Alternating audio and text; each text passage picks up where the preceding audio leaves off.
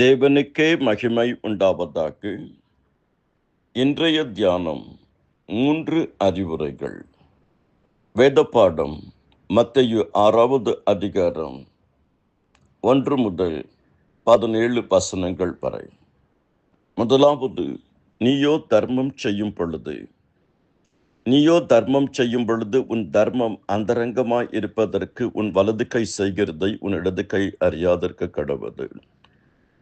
அன்றியும் நன்மை செய்யவும் தான தர்மமும் பண்ண மறவாதிருங்கள். இப்படிப்பட்ட பலிகளின் மேல் தேவன் பிரியமாய் இருக்கிறார். ஏழைக்கு இறங்குகிறவன் கர்த்தருக்கு கடன் கொடுக்கிறான், கர்த்தர் அதை திரும்ப கொடுப்பார்.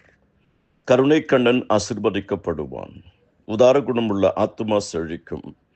உங்கள் தான தர்மமானது லோபத்தனமாய் கொடுக்கப்பட்டதாய் இராமல் உதாரத்துவமாய் கொடுக்கப்பட்டதாய் இருக்க வேண்டும். உன் ஜபங்களும் உன் தான தர்மங்களும் அவர் சன்னிதானத்தில் வந்து எட்டியிருக்கிறது. நீயோ தர்மம் செய்யும் பொழுது.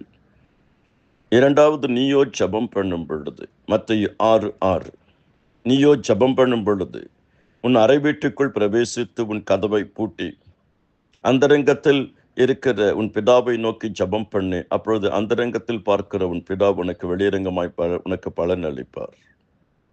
நீங்கள் சோதனைக்குட்படாதபடி விடுத்திருந்து ஜபம் பண்ணுங்கள். ஆவி உற்சாகம் உள்ளது, மாமிசமா பலகீனம் உள்ளது.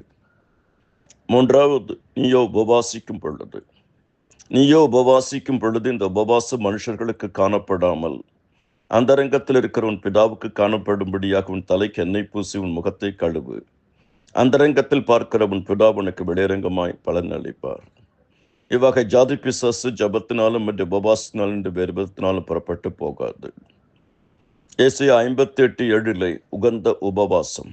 பசியுள்ளவனுக்கு ஆகாரத்தை பகிர்ந்து கொடுக்கிறதற்கும் துரத்துண்ட சிறுமியானவர்களை வீட்டிலே சேர்த்து கொள்ளுகிறதும் வஸ்திரம் இல்லாதவனை கண்டால் அவனுக்கு வஸ்திரம் கொடுக்கிறதும் உன் மாம்சமானவனுக்கு உன்னை ஒழிக்காமலும் இருக்கிறது அல்லவோ எனக்கு உகந்த உபவாசம். 3 அறிவுரைகள் பார்த்தோம்.